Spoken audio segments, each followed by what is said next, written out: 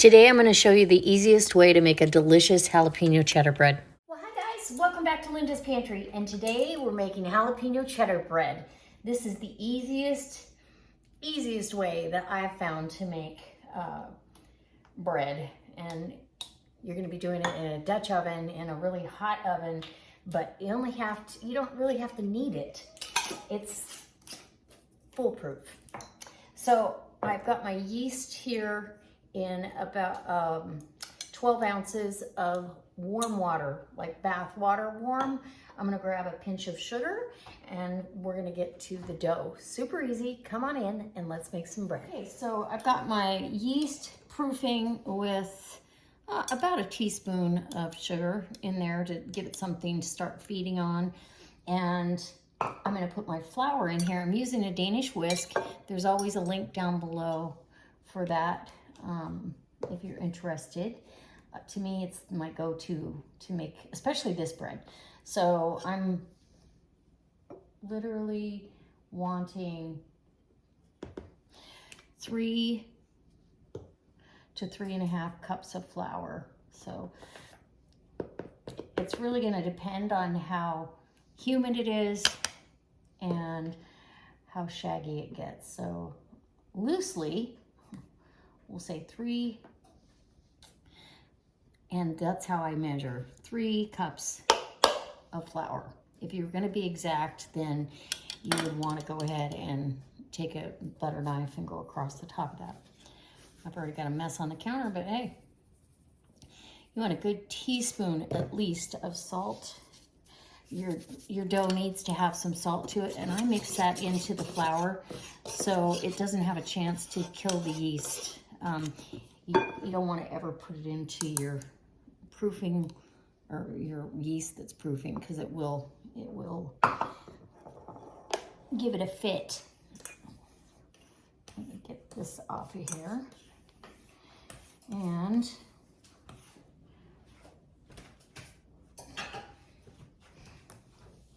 get this, just got the counters all clean. I have my husband cleaned off the counters for me, and here I am making a mess already. So once I've got a nice frothy top on this, and you can see it's bubbly, it's frothy, I know that yeast is right. And my oven is, I have a proofing setting on the oven. So I just did that so it can just sit in that nice warm oven.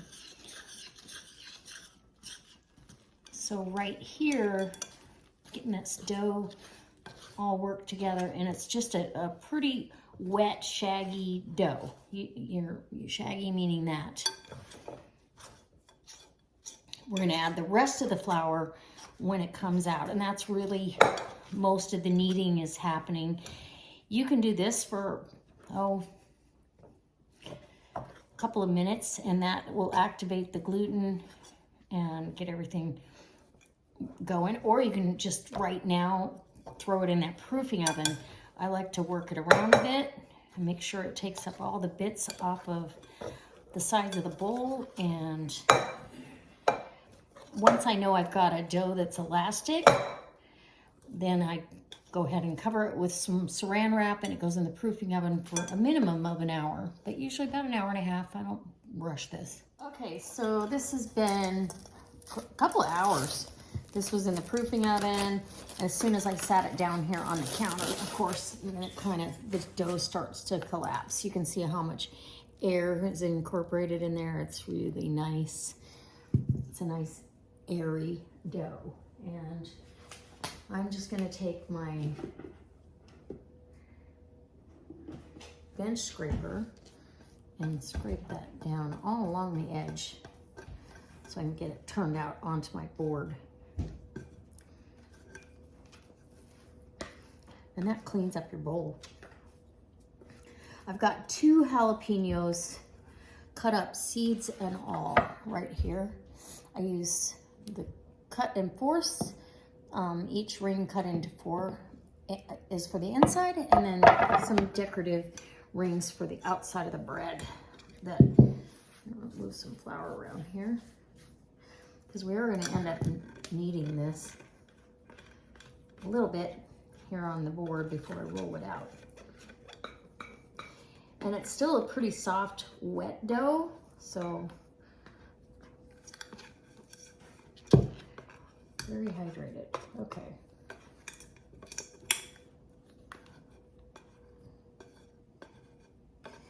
And here we go. And we'll get this bowl over to the sink.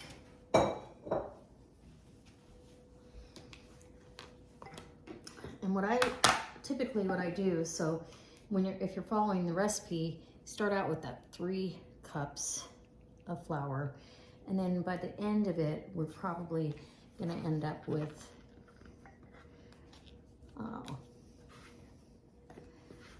4.5, but I usually think about 4 is plenty. I still want a really soft, pliable dough.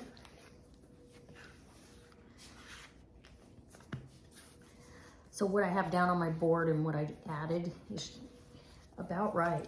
And you're just gonna get a knead on here. And then we'll have to let it rest before we roll it out. But I'm gonna get it into a nice ball that I can roll out into more of a triangle. And as I'm rolling, I'm gathering flour on the board. Super easy and very therapeutic. I don't know if black was the right shirt to wear, but hey. Okay, so as soon as I do this for about another 5 minutes or so, we'll roll it out. I'll get myself a nice ball and get it rolled out so I can show you how I make this loaf. In a 450-degree oven, I have a Dutch oven, and it's not cast iron. Cast iron would be optimal because it retains such a good heat transfer, and it just, you can get it much hotter. But 450 degrees, and it's heating up with the lid on. This will, I'll show you once I'm done, but this will go into that. Or right into the hot Dutch oven. I'll put this on parchment, and we'll be ready to go.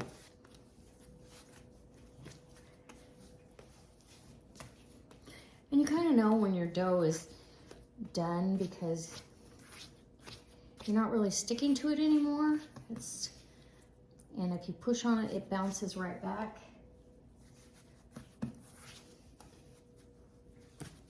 This makes a really nice large loaf too. So you could cut this into 2 and make 2 bowls, if you will.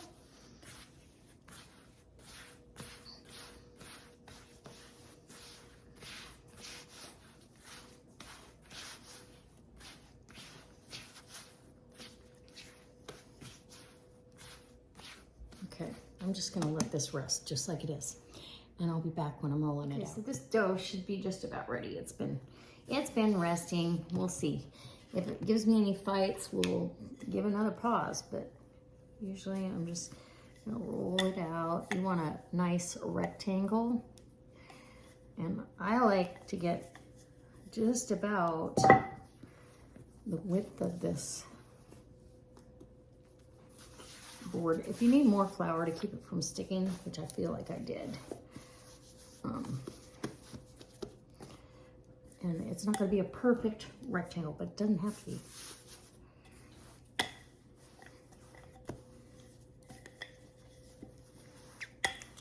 Get it rolled out as good as you can, and as you roll it up, you're rolling it out because you're going to make pretty much like you do a cinnamon roll.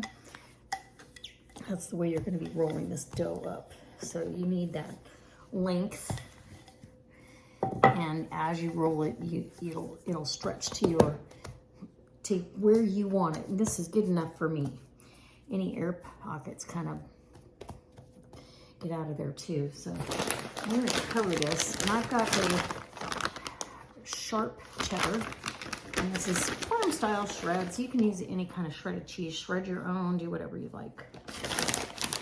I find this gives you big pockets of cheese, and even when you're toasting it in the morning, oh, you can smell that cheese sizzling in there, and so good.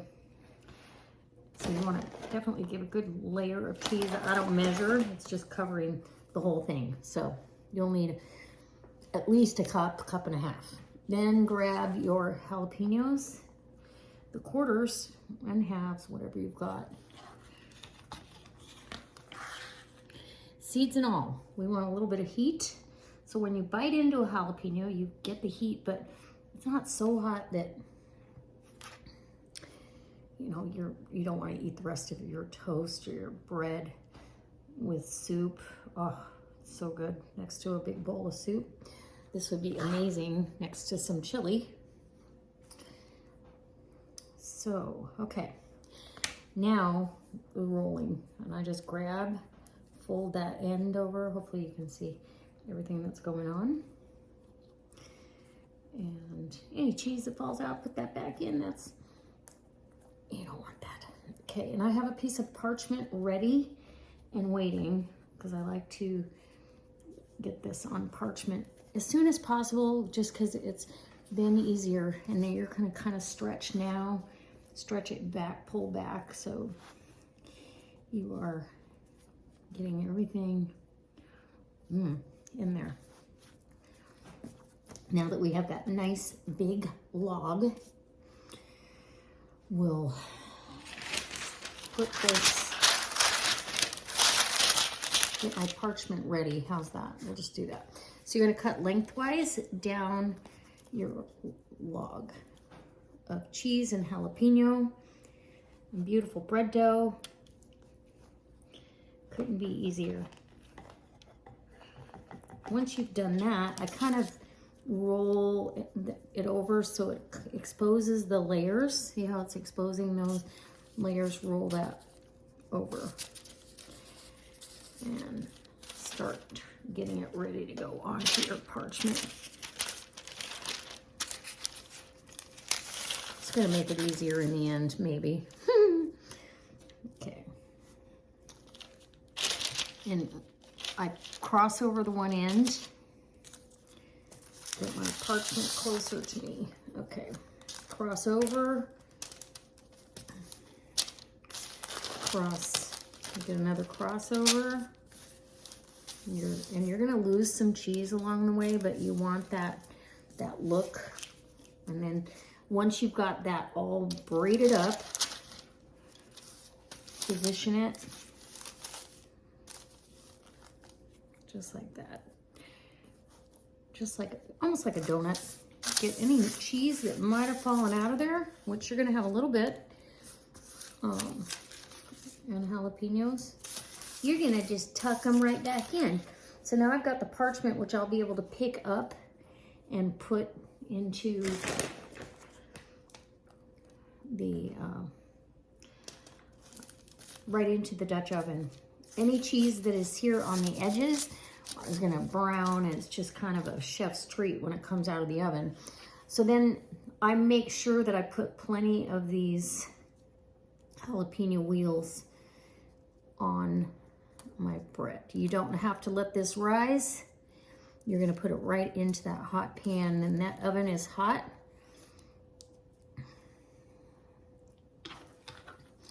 And if you have to, tuck some of these in to their little folds. Tuck, tuck, tuck. And the jalapenos actually, as they cook, they become more mild, so don't be afraid to use the seeds. It's good, it's warm, it's got some heat to it, but it's not, unless you're a total wimpy lipper, and if you are, then you probably should not make this bread. But okay, it's beautiful. And off it goes to the oven. So you're gonna open your oven, take the lid off your Dutch oven, and drop this in just like that. It is then going to create, put the lid back on, it's gonna create that steam from the dough. All the moisture from the dough is gonna create steam. It's gonna make it rise really fast, and you're gonna have a beautiful loaf of bread at the end. So let me do that and I'll be okay. So the house smells of fresh bread, jalapeno, and cheese. I'm gonna take it out of the oven. It smells so good and I can't wait for you to see this. So turn the oven off and out of the oven. Bring it right over here. So you can see that isn't a fancy Dutch oven, it's just a Dutch oven, meaning you want, typically I'd like the lid not to have a steam vent, but in this case, it's pretty small, the steam stays in there. It absolutely is just wafting delicious aroma. And now, I'm gonna take this out, put your parchment down, and right here on the rack. And I'll bring you in for a close-up too. And it slides pretty easy because there is some oil from the cheddar, but look at that. Look at that beauty. Can you see the bottom here? I'll show you. Bottom. Okay. This has got to cool all the way down because you will let steam out, which will dry your bread out. So you want to let it cool all the way. This is a beautiful loaf of bread. This makes a great holiday gift. This is great next to any soup. Look at that. It's beautiful. So I can show you the loaf that we made the other day and show you the inside. The interior is really key as well. So let me get that and I'll show you. Okay, so this is the interior crumb. This is what it looks like. So you get the jalapeno and the cheese pockets, and it's just delicious. This is the one that I showed you guys on my grocery haul, and the one that you guys requested me to show you how to make this recipe. Super easy.